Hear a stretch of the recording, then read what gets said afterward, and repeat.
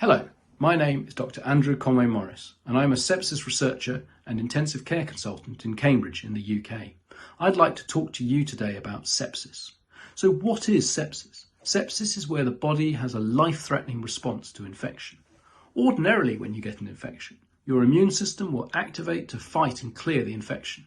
But in sepsis, that response goes badly wrong, with the immune system turning on the body's own tissues and organs, leading to organ damage, organ failure, and, if not arrested, the death of the patient.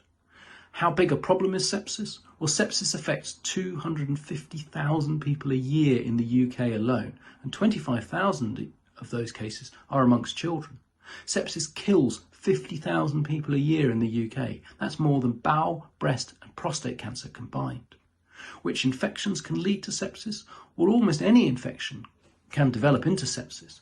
Most commonly, we see it with bacterial infections, but it can also arise from viral and fungal infections. And which sites are most commonly affected?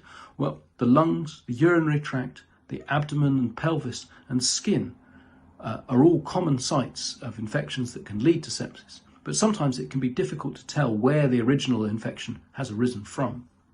Who's affected by sepsis? Well, sepsis can affect anyone of any age and irrespective of their underlying state of health. However, some groups, unfortunately, are at greater risk of sepsis than others. People who are at increased risk are those older people, such as those over the age of 65, and the very young, neonates and children.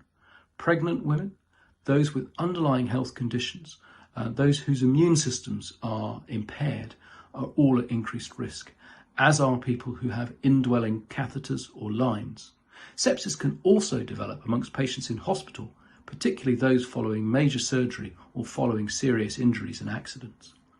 How would you spot sepsis?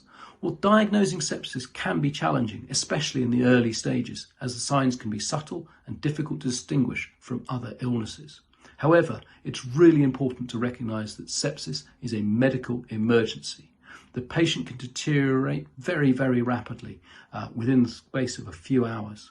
Some key signs to look out for are very high temperature or very low temperature, uncontrolled shivering, confusion, passing less urine than normal, and blotchy or cold hands and legs.